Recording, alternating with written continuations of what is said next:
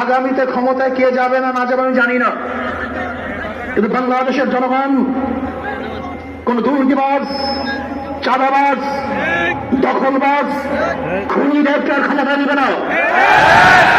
বাংলাদেশের জনগণ রক্ত দিয়েছে, জীবন দিয়েছে বাংলাদেশের চাঁদাবাজি করার জন্য নয়, খুন করার জন্য নয়, দখল করার জন্য নয়, দুর্নীতি করার জন্য জীবন দেয় না।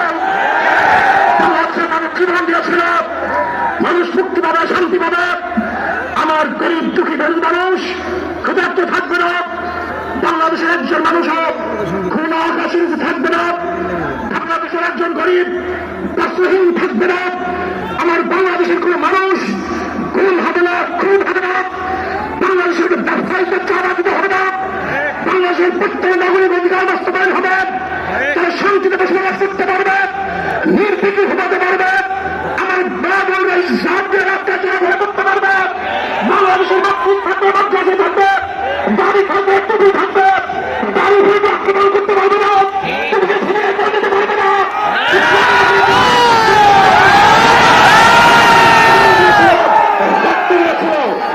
দ্বিতীয়বার বাড়ির কাণ্ড এই দৃশ্য দেখার জন্য মানুষ সত্যতা নেই। মৌলবাদীর বিরুদ্ধে আঙ্গুল তুলবে, মোল্লা বলে গালি দিবে, আজকে টুপি তাই আমাদের ক্ষমতা চেপে দেবে না, এই স্লোগান শোনার জন্য মানুষ সত্যতা নেই। এই দৃশ্য দেখার জন্য বুকের তাজা রক্ত জমিনে ফেলে দিয়ে মানুষ শাহাদাত বরণ করে নেই, কারণ বাংলাদেশের মানুষ শাহাদাত বরণ করেছিল এই জাতিকে মুক্তি দেওয়ার জন্য, কোরআন ও সুন্নাহর আইন বাস্তবায়ন করার জন্য। বাংলাদেশের মানুষ ওই ভারতের গোলামি করার জন্য রক্ত দেয় নাই।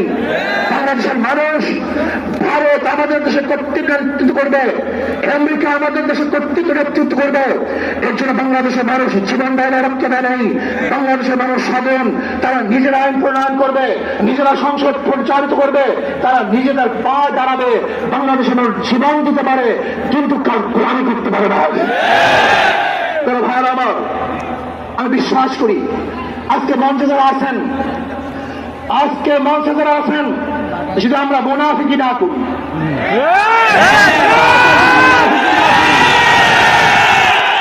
মুখের এবং কাজের কথা যদি একসাথে থাকেন, মুখের সাথে কাজের যদি মিল থাকেন, আমি এই লক্ষ জনতার সামনে কসম করে বলতে পারি আগামীতে ক্ষমতা দেবে ইসলাম, ক্ষমতা দেবে ইসলাম।